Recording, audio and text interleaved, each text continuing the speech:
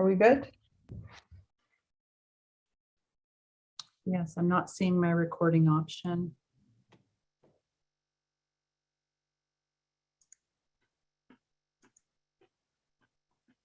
I see you're live on YouTube. I don't know if that. Shows on my end that it's streaming. There we go. We're live. All right, wonderful. So let's call to order the Finance Committee meeting of October 25th, 2021. Pass it on to Deputy City Clerk again. Thank you. Assembly Bill 361 suspends certain provisions of the Brown Act, allowing for public meetings like this one to be held by teleconference to help prevent the spread of COVID-19. At this time, I will conduct roll call, and I will ask the chair to recognize me afterward to confirm certain matters for the record. Vice Chair Perkins. Here. And Chair Zafar. Here, and back to you. Thank you. Based on the responses to roll call, the record should reflect that all committee members can hear the proceedings clearly. If there are no objections, the record will further reflect that each committee member believes, based on voice or facial recognition or otherwise, that the persons representing themselves to be committee members are in fact committee members. Positive. And seeing no objection, I will turn the meeting back over to the chair with a reminder that all votes must be taken by roll call. All right, item 2, public comment. Do we have any members of the public that would like to speak? If you're a member of the public and would like to speak under public comment, please raise your hand. Use the raise your hand feature. I do not see anyone that would like to speak at this time. All right, so we close public comment. Item number 3, approval of minutes. Finance Committee regular meeting minutes. Looks like Vice Mayor would like to. I'd like to move, we approve the minutes. And I can second. Okay, roll call vote. Vice Chair Perkins Aye. and Chair Zafar. Aye. They have passed. Thank you. Item number 4, unfinished business. We have none. Item number 5, new business. Starting with 5.1, resolution number 3346, proposal to enter into a 5-year contract with Exxon Enterprises, Inc., with a first-year cost of $99,969 from the general fund and a cumulative contract amount not to exceed $890,000 for body-worn cameras, in-car video systems, taser devices, and digital evidence storage. Staff report by Denton Carlson, Police Services Captain. Over to you, Denton. Thank you very much, Council Members Zafar and Vice Mayor Perkins. Thank you for allowing me to be here today. So this staff report in front of you is just a presentation for our transition to Axon International for the services that you mentioned. As you are well aware, we've been using the video technology to equip our officers and patrol vehicles almost since our inception. Back in 2007, we started with in-car videos in our patrol vehicles. In 2016, we integrated body-worn cameras for all members of the police department when they're taking enforcement or investigative actions. So our investigations division, patrol division, they're all assigned body-worn cameras for use when they're on patrol or when they're investigating criminal activity, conducting interviews, things of that nature. It's come to the time where those are at the end of their lifespan. Our videos for our patrol vehicles, the vendor that we purchased those from several years ago, L3, actually sold that portion of their company for upgrading and maintenance of these systems.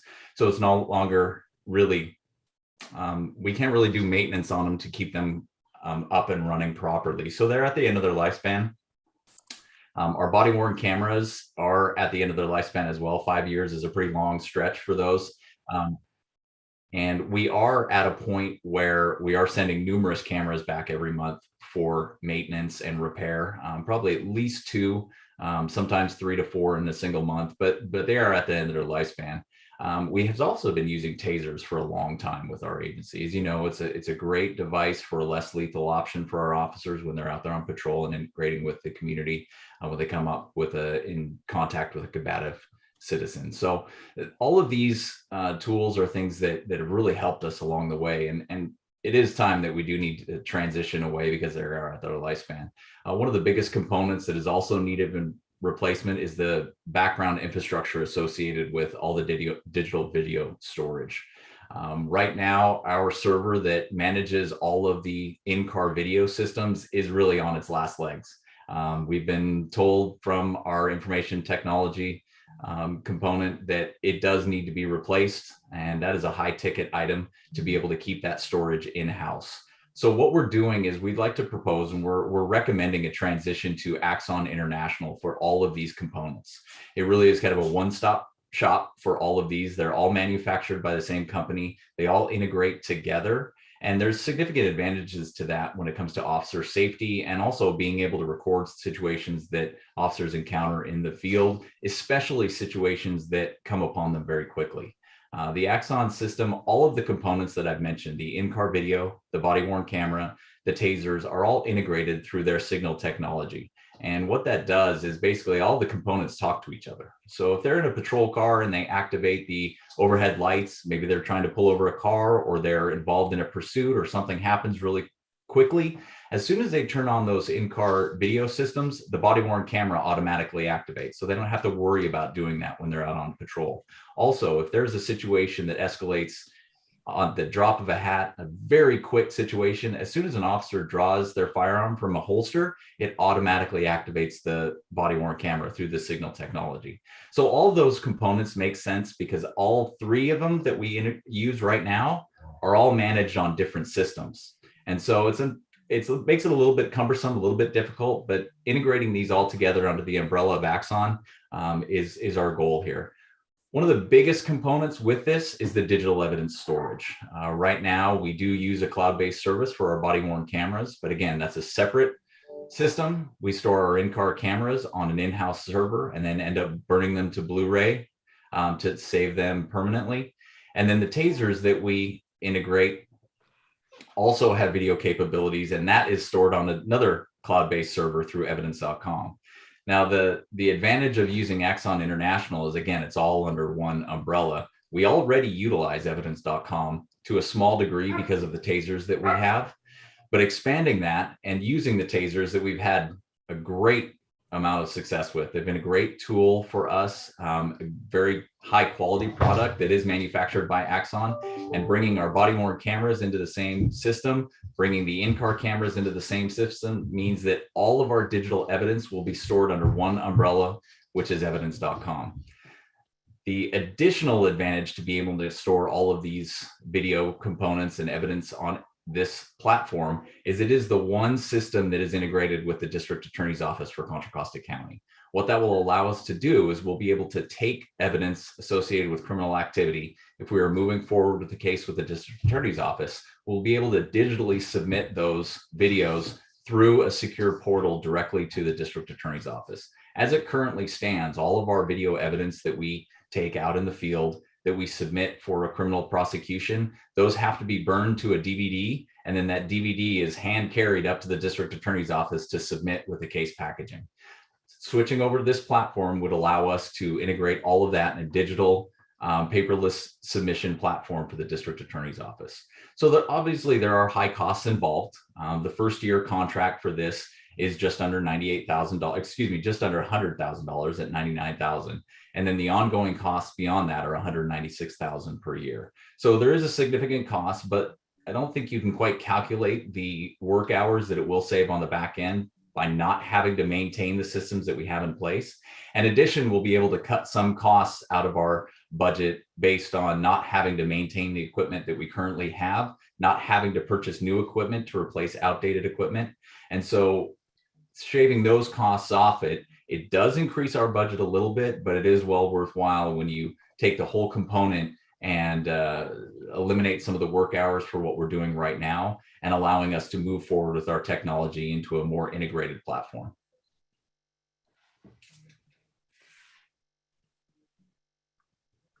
Okay, Vice Mayor Perkins.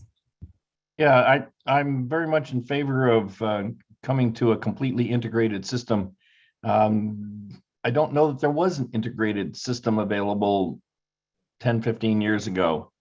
And so, technology is always changing. And I know early on there was some officers that were skeptical, shall we say, of the value of having body worn cameras. But I recall it was Chief Holder showing me a video of a woman who filed an abuse complaint.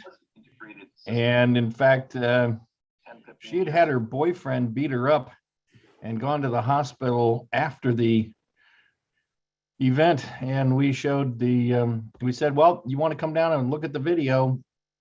And they dropped the whole issue. So it saved that officer a whole lot of grief, and the sergeant and captain and lieutenant a whole lot of time.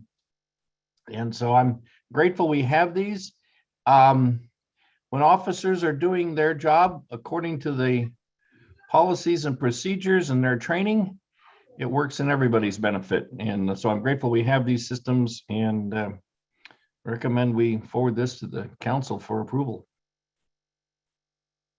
Yeah, I agree. I think it's a great idea, one, that it's all connected and then it goes back to the DA's office. Again, a lot of these are there for the protection of our residents as well, right? Because with the body cameras and everything, so it's a two-way thing. It's not, just because we are providing all of this to the officer. It's, some of these policies and laws and recordings benefit our residents, or, if they have questions. So, and it's a great thing that it's all integrated. Technology is moving very fast, obviously. In 5 years, as things have changed, we want to make sure, right? We're not sitting there and burning things on DVDs, like if people even have those around. Although they might be in some museums soon, but yeah, so I would say we move it to council. I just wish I still had my Apple IIe. Well, I wish I had my cassettes now, because they're back. They're Yeah. vintage. All right, do we need a vote on this, or we just recommend this go to council for approval? I think we just recommend it goes to council for approval. And All right, thank you. did we open public comment for this specific item? So do we have to open public comment for each item, or do we open it? Yeah. For each item. We do have a member of the public that would like to speak All right. on this particular item. So let me go ahead. It is call-in user 1, and let me allow her to speak.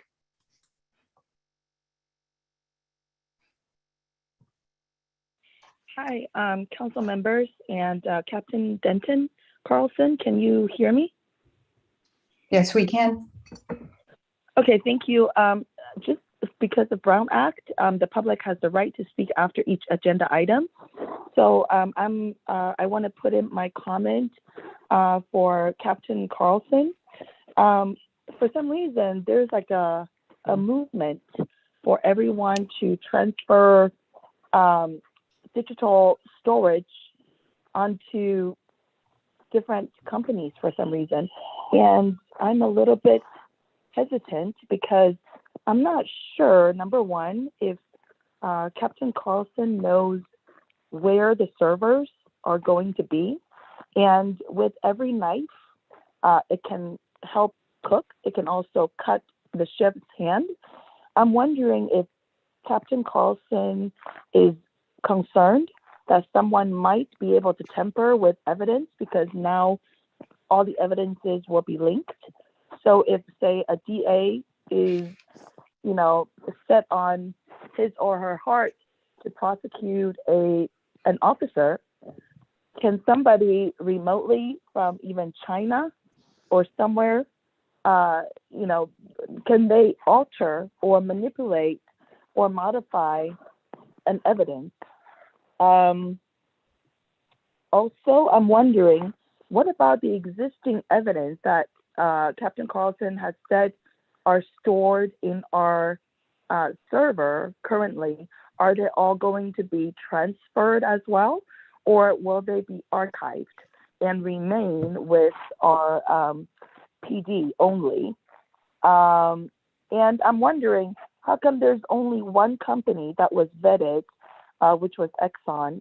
Is there other competitors that we can possibly also vet and then give more insights to the council before the vote instead of just providing one. That's my public comment. Thank you. Thank you so much. Do we have any other public comments? I do not see any other public comment. Right. Let's move to agenda item 5.2. What I can do is, let me just confirm. Joe, does this require a vote? I'm so sorry. I don't believe it does because it's just making a recommendation. Okay. Just to confirm. Thank you. And I'm okay to close public comment? Yes.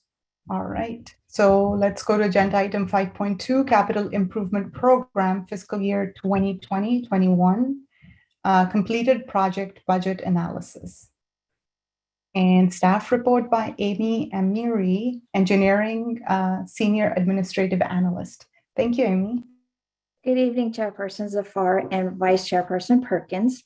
I'm here to present the fiscal year 2020-2021 Capital Improvement Program Completed Projects Analysis Report. Since 2005, staff has prepared an annual accounting report that provides analysis of the approved budget versus the actual cost for the projects that were completed during the previous fiscal year. So for fiscal year 2020-2021, the capital budget consisted of 67 projects and an overall total budget of $30.8 million. Of the 67 projects, we had 16 projects that were completed during the fiscal year 2020-21. 12 projects are routine maintenance projects that continue year to year, and we had 4 projects that were deferred or reprogrammed to future years. So the total projects for the 16 that were completed during this last fiscal year had a total project budget of a little over $22.45 million. And they were all completed for a total of a little over $19.87 million, resulting in a savings of $2.579 million under budget. The largest savings came from the Bollinger Canyon Road Widening Project, CIP 905324, with a savings of a little over $2.1 million under budget. This savings was mainly due to favorable bid pricing and, of course, having the work done through a reimbursement agreement with Sunset Development, who in conjunction was building the city center and some frontage roadway improvements that were on the Bollinger and Sunset and Camino Ramon. So that resulted in a drastic savings in this project.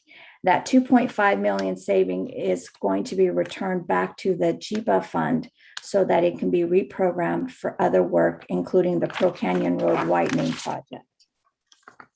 The other main cost savings came from the Pavement Management 2020 project, CIP 000001, for the amount of $124,000. Again, this savings came due to favorable bid pricing and also having the concrete work done by a separate contractor for the ADA ramps. So the savings of the $124,000 is going to be returned back to the gas tax so that it can be reprogrammed for future pavement management work projects. The list of 16 projects, along with their budget and the actual costs and the savings, are reflected in attachment A in detail and show what the funding sources were, what work was completed, and where the remaining balances were either going to be returned back to the source or stay in the project for other project work as identified. Also, attachment B provides an update of all projects within the 5-year CIP that have received funding, and it actually shows an up-to-date current expenditures that have been incurred under each of those projects through September 30th of this year. And it also gives a current project update as well on attachment B. So at this point, if there aren't any questions regarding the staff report, I'm going to turn it over to Brian Bornstein, city engineer, and he's going to provide a PowerPoint that shows, highlights some of the projects that we've done during this last fiscal year. Great, thank you, Amy. Do you guys see the PowerPoint? Great, Yes, we do. excellent. This is the fun stuff. We're excited each year to come and update you guys on the accomplishments of the CIP program for last fiscal year, 2021. So we're going to just highlight a few of the projects and all the numbers that Amy mentioned with those.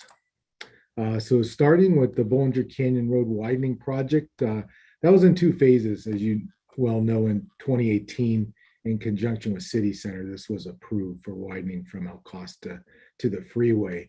But the second part was this continuous green concept, which we actually got an APWA award on innovation. That finished up in 2020. So this project's a little over 10 million, and been a lot of positive feedback and input since this project's been completed. It's funny that lane, that constant green, that works so well. But my wife said the other night, God, it's ugly. It works, but it's ugly. Yeah, it's definitely. And she can't believe how many people actually run over those white vertical plastic pieces, because you can see the marks on them. But yeah, luckily they're forgiving, and sometimes yes, we do have to replace some of them as well. But yep, so far it's running well. I think it's working great, and I noticed that I don't travel that section during the evening commute, but I can imagine it has improved the throughput past Sunset Drive, particularly because traffic won't back up in these two lanes, and so the people at Sunset Drive can move on through right after they get the green. Yeah, great. We might need to put something further back when traffic actually starts, some electronic boards, because people just cut across, once they start seeing it, they start cutting across. And I think that's where it starts getting a little weird. So I don't know if getting him a heads up back, off of Bollinger, back by, I don't know, Crow Canyon or something, not Crow Canyon, whatever that is. But this is, it has been great in terms of traffic flow.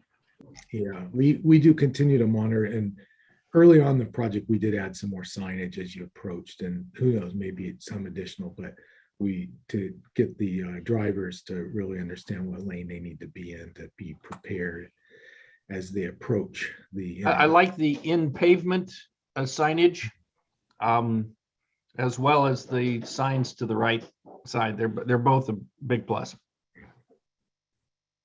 All right, I'm going to advance this slide. I like the conversation on that one. Pavement Management 2020. This one, if you're into numbers, 19,500 tons of hot mix asphalt laid various roadways, just under 7 million. Funding gas tax measure J, general fund, and then the refuge vehicle impact fee as well. The specific streets are listed there: Berwick Place, Beta Core, Crow Canyon Place, streets in Ascot Drive, Summerwood Loop, Sunny Glen areas, and Village Parkway. Here's just a vicinity map of kind of the areas. Obviously, PMP spans throughout the city in various locations. One thing to point out, I wanted to say this one, it's bold here in air. This one was actually PMP 2019 that we did an aggressive effort in Dougherty Valley. But I do want to point out how we intertwine our projects together. We have the pavement management. We also have, on the next slide, citywide bike network improvements. And when the bike master plan was adopted in 2018, for the first couple of years, we actually put in over 20 miles of new bike enhancements, and that is really shown here in Dougherty Valley and other areas you'll see in the green and blue. Brian, those great big green sharrows, is the frequency of those on the pavement, like on Montevideo, is that specified? Because it seems like it's really redundant. Every couple hundred feet there seems to be one, and it seems overkill. Yeah, we went on the guidelines of placement of those, but if we have another project, we'll consider, potentially spacing them out a little further than that, because we have gotten some comments that there are quite a few of them. It definitely does alert drivers to share the road with bikes, and we've had positive comments from the biking community that they really like that, to really emphasize that it's a shared route. I'm not objecting to the fact that they're there, but it seems like the frequency of the big symbols on the road, they're big and they're frequent, and I'm not quite sure we need, if we were to cut it by 20-30%, would it really change the safety elements? Yeah. And then also for citywide bike improvements over the next 12 to 18 months, again, work hand in hand with pavement management projects to get best bang for our buck. Also do more bike buffers and other improvements, and we're going to add another 20 miles or so of that, which is great. Costa Senior Community Center renovation, excited about that. Obviously, it's around 30-year building, 30-year-old building, and needed some upgrades, refreshing. So that's exciting. We finished that, new flooring and new paint. And other elements of that, the bathrooms, ADA upgrades, kitchen cabinets, renovate the front lobby area. You can see in the middle picture of the fireplace insert there. You also see in the Vista Grande room, the ceiling was redone there. So excited to get that project completed. That was also COP and infrastructure maintenance fund for just under $1 million. Interior amenities, AED at City Hall, and the curtains. If you can see, I'll point here, they're no ordinary curtains. These guys are real thick. They ran about $30,000. So they're thick thermal barriers, blackout, they're per fire code. So they're a big deal. Got those upgrades done as well. Something to note, some of these projects are continuous. They're in our capital program, but like interior amenities, we do projects every year. So it won't say cost, it'll say budget, because they continue to roll over, and some of the items will tackle one year, some may be the next year. So in some of the slides, you'll notice it's a budget, because it continues to roll over. In others, it says a cost because the specific project was absolute, and that's what the cost was. So this will tie in with the Dougherty Station renovation when it happens next year, like a bigger renovation. Yes, there's a specific project in the capital program for that, and that's correct. We're going through the design phase of that this fiscal year, and then starting that project next. So it's a project of its own. Some projects like the interior amenities are general of all the facilities, but then some of the bigger projects like the senior center and the Dougherty Station, we earmark out a specific project. Forest Home Farm Structures, the meat locker building, around 34,000 and change, and that was the San Ramon Historic Foundation funding that, as you see by the pictures on the far right, to kind of have a custom metal gate, if you will, to keep the patrons, they can look in but not go in. We placed the front door. We also had to what do you call the stoop, the area here, we had to level that out. And then let's see what else. We also got rid of in the back, there was a telephone pole that was not needed anymore. So we're able to remove that. Remove some dry rot, new gutter, things like that. Forest Home Farm Structures, a welcome center and barn painting, around 85,000. Glass house painting. It was painting and then also resealing the windows and asbestos removal and other elements like that. Needed a specialty contractor for that kind of work with historic buildings. That was around 151,000. We had painting and sealing, Pine Valley and Iron Horse Gymnasium. That's a cost share with the Infrastructure Maintenance Fund in the school district. Dougherty Valley Aquatic Center pool equipment replacement, another one we continue, obviously have projects each year. This last year, we had diving board replacement, tarp rail replacement, things like that. And they vary by year. Some years there's more extensive repairs or replacement, and some is more routine. Also the San Ramon Olympic pool, fire panel replacements and filters, tarp reels for around $43,000. A couple of projects been on the books for a while. We're excited to finish those up and close them out. Costa Boulevard streetlight improvements. We got a CRM a few years back, real dark on the corridor on El Costa between Crow and Norris. It was a two-part project. The first phase, we worked with PG&E on the wood pole replacement program. So they went out and replaced those with the standard Cobra head type light. And the second phase, we actually installed, and you see in the picture on the left, is 3 new poles. It's kind of right around across from the post office area, real dark. There were no lights on the east side of the road. So we finished that up, and it's a little more well lit at night. And then the San Ramon Valley Boulevard beautification. Interesting. I remember asking, I think it was Karen was the Public Works at the time. I asked her about those and what we could do about that. Glad to see it got done. Yes, unfortunately there were delays, just the process with PG&E to the application and all that, but it's finally done. We're excited that we'll close the books on that, and it's much more well lit. Another one that took a few years, which came originally from RDA funds, was just the beautification of the San Ramon Valley Boulevard corridor there, and the frontage along Sakura, and the development there, funding to help put sidewalk and landscape improvements in through that corridor. So that's closed out. There were some delays in that development for a while as well that delayed the project. By the way, that's a nice building for Sakura. Hopefully we'll get some of the other buildings to look at that and want to modernize. Yeah. And then we have centralized irrigation system upgrades. This is just really upgrades citywide to a more current controller. Instead of a telephone based, it's more cloud based and web based. So we've been in the process of that, replacing through the years. Are some of these smart where if it rains, or do you still have to program them manually, or they're sensor based kind of?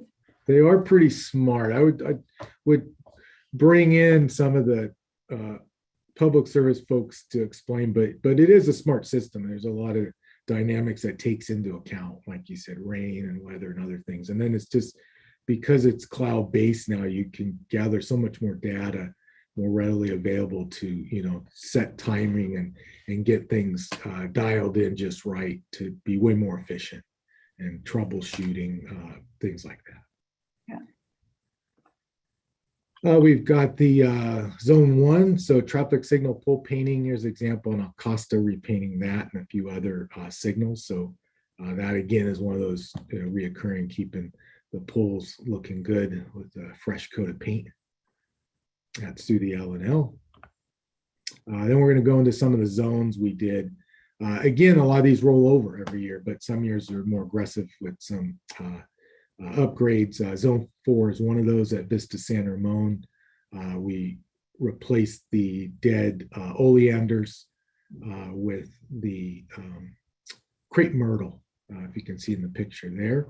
That's just kind of in the backyard, almost near City Hall up on Costa. Zone 12, the next couple slides kind of around Councilmember Perkins' area there. We did replace some trees along the corridor through that just recently. So that was zone 7 El Nido, and then also in zone 14, Four Oaks zone, replacing some trees along that San Ramon Valley Boulevard corridor. Yeah, a number of those trees have been hit by accidents or been blown down through some storms and things like that. So there was almost a dozen trees that over time were missing. All right, Dougherty Valley Tree Management Plan. Tackling this big project again continues each year. This one had a pretty aggressive plan last year. These subdivisions, the first subdivision, I'll just say all of these streets in here and all of these streets are in Gale 1. So we tackled those. The streets down here are off East Branch, and they're in Windermere. So we did have 3 locations that focused on 2.4 million. And again, it really just comes down to just not enough room in the parkway for a tree. And you can see the evidence there, and numerous locations throughout where the growth of the roots just it causes damage to utility boxes. In this case, you can see how the roots meander down this all the way to the mailbox and another utility box there. You can see the curb and gutter lifting. So big problem to tackle, and we take that on each year with some of these annual work plans for Dougherty Valley. So that was the work plan to highlight that for last year. Citywide park amenities, around 170,000 from last year. Various improvements, Athens Downs Backstop 3, wind screens, the drinking fountains, ADA compliant there. Meanwhile, in other areas throughout all the parks, replacing benches. We're really working on this powder coated type bench you see here to really be better to handle, especially recycled water. It's real corrosive, and even watering, it wears them down quicker. So with that new kind of powder coated bench, we're hoping I'll get a longer life out of it. Picnic tables, similar. We're using those concrete benches instead of wood or metal. Hoping those will last longer, be more durable down the road. And then on the right, barbecues. So again, many city parks adding those, and each year adding more and replacing those that the useful life has come to an end. Uh-oh, is that my alarm timer? So it must be telling me I need to hurry up. I'm talking too much. So fountain repairs, Canyon Lakes. This one just, again, right outside City Hall there. For a number of years, the fountain was inoperable. Went ahead and redesigned, and in-house did the landscape design, everything, removed all the pumps and the fountain and all the vaults and hardware, and replaced with drought tolerant landscape. And then you can see here the Canyon Lakes new monument. Looks nice. Rancho San Ramon Park, they had to replace the splash pad last year, also including the pump and motor, around 62,000 for that. Irrigation booster pump installation, before and after. This location on Albion and East Branch. Again, a lot of reoccurring projects throughout. Pedestrian enhancement devices, we added in 2 locations, 2 crossings, one North Monarch and Japonica, and then the other at San Ramon Valley Boulevard, and then the entry where Safeway and 7-Eleven driveway are. So those were also completed last year. We did get some grant funding for a portion of that, which is great. And questions? Busy year. Good job. Yeah, Yeah. thank you. I think I just love looking at, and at the end of the year, seeing what we've really been able to achieve, and being able to point people to it and say, as we talk about what are we spending our money on and everything. So always appreciate this presentation. Great, Thank you. It's nice to kind of look back. You're right. There's so much going on, and really list the projects and everyone's hard effort, staff and everyone, working hard to get these done and under budget and improve the city. Yeah. And it's not by accident that we look the way we do, right?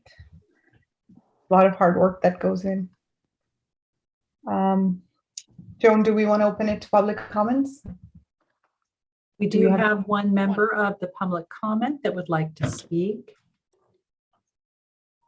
All right. And Brian, would you be able to take down your presentation? Oh, sure, you bet. I don't want to Thank you. forever then. Wow. Okay, so we have caller user 1.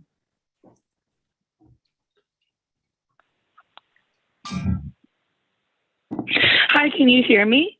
Yes, we can. Okay, so obviously the staff did really well with the budget and the actual cost. I do have a concern though.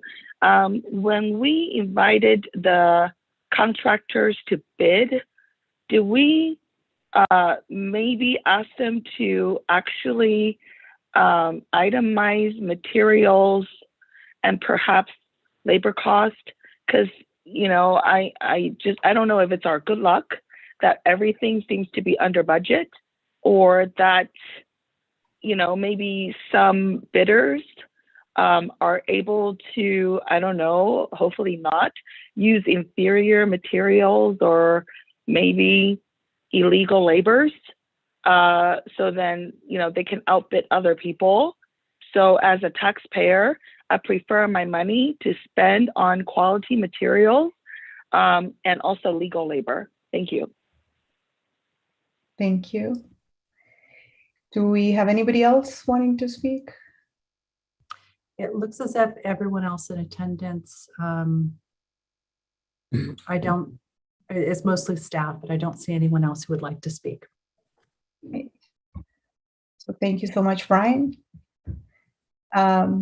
Let's go to agenda item 5.3, quarterly revenue and expenditure reports for the period ending September 30th, 2021, report by Candace Daniels, Finance Division Manager.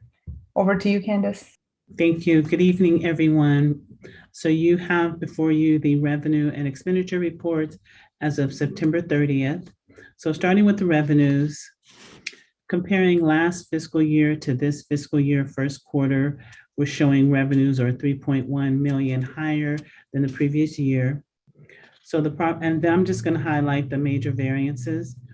For property transfer tax, we're showing an increase of 134,000, which reflects higher home sales. For TOT, we have 142,000, showing that travel has gradually returned, and there are some ease of COVID restrictions compared to last year. For license and permits, we have a decrease of 107,000, which reflects fewer applications for building permits, air conditioning, and plumbing permits. Charges for services, we're showing an $800,000 increase, which reflects engineering inspection services, fees from Parks and Community Services for aquatic, theater, teen program, and sports. And that is offset by a decrease in building plan check fees. For intergovernmental, we're showing an increase of 82,000, which is a timing difference for the SLESF grant, which is received by PD every year. Miscellaneous is 252,000 higher, which is reflected in facilities, field and gym rentals, and recreational activities being resumed after the COVID restrictions have been lifted. Any questions on the general fund? Okay, so moving on to all other funds, we're showing an increase from last fiscal year at the same time period of 5.2 million. So the major highlights are 542,000 decrease in the mitigation funds, and that is reflecting 500,000 decrease in the open space development fees, and that was from the preserve project from Lennar. And then for gas tax, we are showing an increase of 57,000, which reflects higher gas prices and higher consumption. For the JEPA fund, this revenue is based upon the developer fees that is split by Contra Costa County, the city, and the town of Danville. So this varies from year to year. For the traffic improvement fund, we have an increase of 79,000, which is reflecting and development activities related to the Costco fuel station compared to the prior year. For the Tri-Valley Transportation Fund, there's an increase of $300,000 in development activities also related to the Costco fuel station. And for the CIP fund, that's another fund that varies from year to year based upon grants received and so forth. Any questions on the other funds? Good. Okay, so if we move on to the expenditures ending September 30th. So the good news is that all departments are showing that they are within budget and projected to be within budget as of the end of the fiscal year. And that's normal for the first quarter of the year. There's not a whole lot of activity really to report, but there are a total of 16 vacant positions if you look at the last page. In admin services, we're showing just in finance alone, there are 3 vacant positions. We have an accounting specialist, an accountant position, and administrative analyst that's vacant. Currently, I'll be doing second interviews this week for the accounting specialist position. The recruitment for the accountant closes today, will close today at 5, and the analyst will close this coming Friday. So those are ongoing recruitments that we hope that we can get someone in the door as quickly as possible. I believe the IT analyst is, I think, still in the interview stage, I believe. But then going to community development, we have an office specialist and an inspector, those 2 vacancies.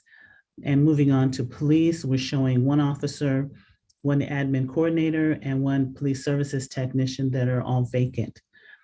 For public works, we have 2 office specialists and 1 maintenance technician.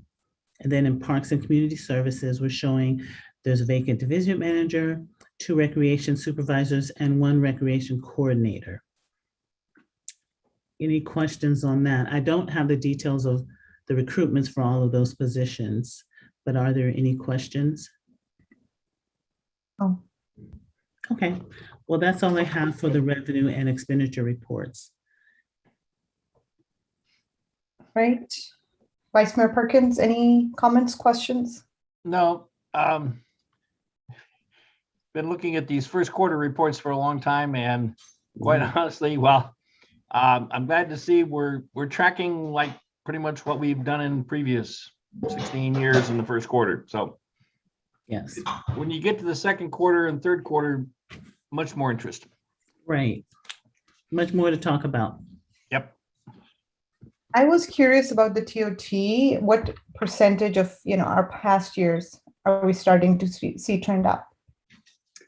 I don't know the percentage exactly. I mean, it has improved, but we still have a ways to go to reach the pre-COVID level. Which, do you have any idea how much that was? Or that's fine. I don't know off the top of my head. I could look it up and get back to you. Sure, I would, yeah, to just get an understanding. I'm even surprised people are traveling, but it's good to know TOT is coming back. Okay.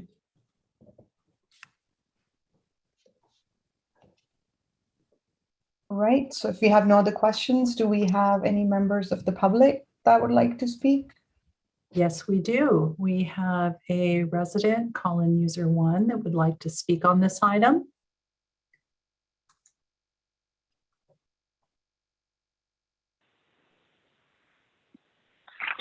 Hi, can you hear me? Yes, we can. Okay, so council members Zafar, you have not been asking the staff to answer my questions. I would appreciate it if after my questions, somebody can please answer them. So my question for this item is, number 1, how come Vivian Gong, the senior an analyst, didn't present this item as agenda, but Mr. Daniels? That's my first question. And then second question is, why are there so many vacancies all of a sudden in our city? Is it due to the vaccine mandate? And I have noticed that recently there is an increase of Asian hire in our city. And I hate to have people accuse us for being a racist city, because all we hire is just Asian, and I'm Asian. So I'm not, complaining this because I am not Asian, but I just think that there needs to be a good balance of hire. And so I'm curious if a lot of these people are let go or cannot continue their jobs because of vaccine mandates. Why is it that it seems like more Asians are able to? How are you authenticating the vaccine reports or evidence or passports, whatever you guys call it? I would like these answers. I would like these questions answered, please. Thank you. I don't think we can answer. This is public comment unless, I'm missing something. For public comment, it's for you to comment on, but we don't respond back to any public comment. Joe, anything from your end? That'd be correct. All right, thank you. We have no other women that would like to speak. All right, with that, we are on to agenda item number 5.4. Sorry, 5.5, right? Or The no, quarterly it's investment 5.4. report. City of San Ramon Quarterly Investment Report, period ending September 30th, 2021 by Candace, Finance Division Manager. Okay, so this is the September 30th investment report. It is a state requirement that the city council review the investment report at least on a quarterly basis. So the investment report was prepared by FHN Financial Main Street Advisors, our investment advisors that we've been using for several years. So the balance of the city's demand deposit account with JP Morgan Chase as of September 30th totaled $3.7 million. That's the account that we use for daily city operations. The total funds is managed by FHN and the investment portfolio totaled $65.9 million at book value. The portfolio consisted of $38.9 million in federal agency securities, $12.2 million in treasury securities, $3.1 million in supranationals, $6 million in corporate notes, $4.7 million in FDIC insured CDs, and $1 million in municipal bonds. The weighted average yield to maturity was 1.17%, and the days to maturity were 678 days, which is 37 days longer than the previous quarter. Interest rates were 4 basis points lower than the previous quarter. Moving on to the money market account, as of September 30th, we had $7.2 million available, which was 8.9% of the total portfolio.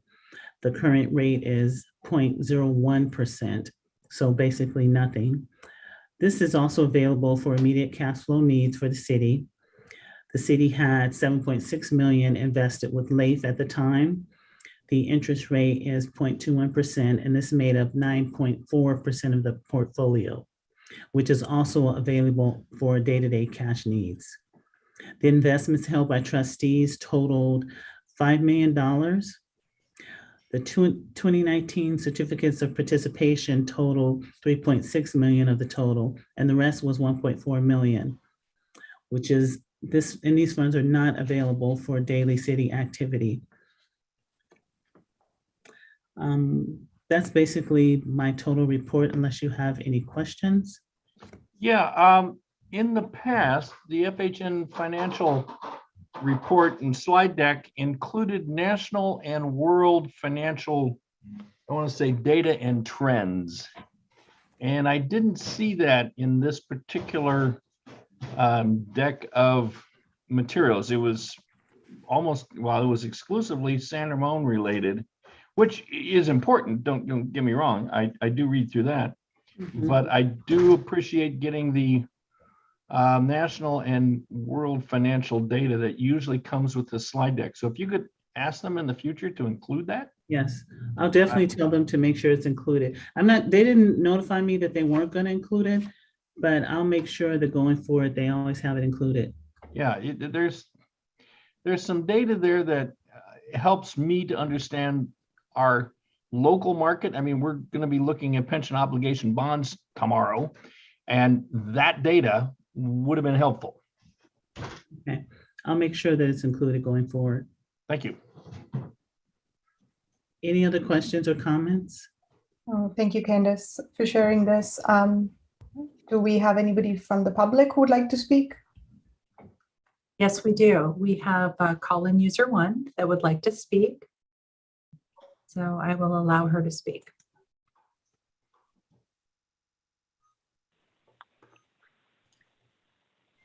Go ahead. We can hear you. Hi, can you hear me? Yes, we can. Okay, council members are far. If the items are agenda'd, I believe by Brown Act, you must answer my questions unless it is a non-agenda item that I ask of you in the public comment, which I did not ask you any questions earlier in the public comment. Those you don't need to answer, but these are agenda. You do need to answer because otherwise, what am I, a toy? So I'm wondering, why is it that, for example, in Ms. Daniels' report that there are deposits, held with JP Morgan Chase Bank, but in the attachments, I don't see anything that is from JP Morgan. Instead, the reports with all the bunch of graphs are from FHN Financial.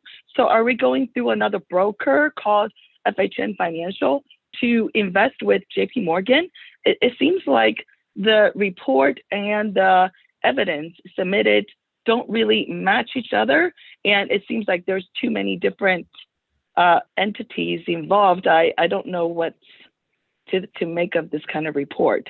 Also, I believe the last item, Vivian Gong should have presented.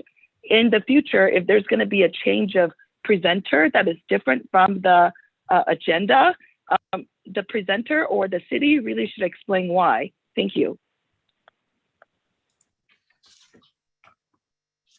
Okay. Do we need any clarification on the providers of the report? And Did you want me to respond? I mean, do we have a response or? Well, JP Morgan Chase is just the city's operating bank that anyone could use, Chase Bank for their checking account or whatever. FHN manages the city's portfolio, which consists of all the bonds and everything that I listed. And LAIF is a state-owned account that many cities use to keep money in so that they can access it quickly. That's very commonplace. And then the money market is a part of the portfolio with US Bank. And the purpose of that is so that we can get money quickly and they not have to sell investments when we need funds. So that would be very common for any city to have a money market available so we don't have to constantly ask them if we're in need of money, can you sell an investment and provide money, this week for the AP check run or whatever. Thank you so much. Appreciate it. All right, with that, do we have any other public comments or we're good? We're good. Thank you. And then agenda item 5.5, Parks Pension Stabilization Trust Statement for the period ending September 30th, 2021. Staff report by Candace Daniels again. So it's me again. So this is a PARS Pension Stabilization Trust as of September 30th.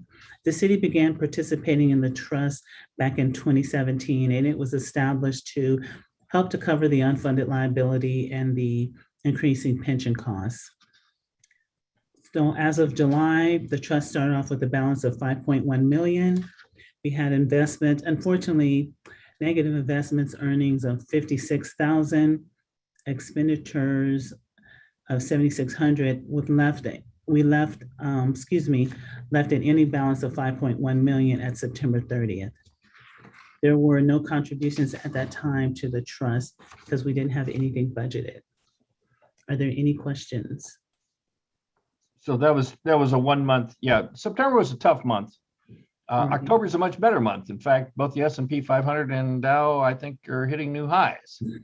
And if you have anything in Tesla, they went up 12% today. So Touched $1 trillion. yeah, they're worth more than General Motors, Ford, Chrysler, and Toyota combined. Yeah. Go figure. Okay. All right. I don't have any comments. Do we have any member of the public for comments? I don't see anyone that would like to speak on this item. Right. Then we can close public comment. Thank you so much, Candace, Thank you. for always keeping us very well informed on the finances. With that, we have agenda item 6, committee member comments. Vice Mayor Perkins, do you have any? No, thanks for all the hard work done out there in engineering and, getting all of doing our CIP and our PD. Looks like that's a good program going forward to have a combined camera program. And then everybody in the finance department, administrative services, good job putting all this, the reports together. So thank you very much. We feel informed. Thank you. And just adding on to that, thank you. Yes, we covered a lot tonight. I thought we would go on for longer because there were so many really important items on the agenda. But appreciate all the updates and again, keeping us informed. After this agenda item is number 7. So One last thing, Joan, I'll see you at 6:30. all right. And I'm just in time for the Arts Foundation meeting, which starts at 6. All right. Thank you, everyone. Bye. Thank you. Bye-bye.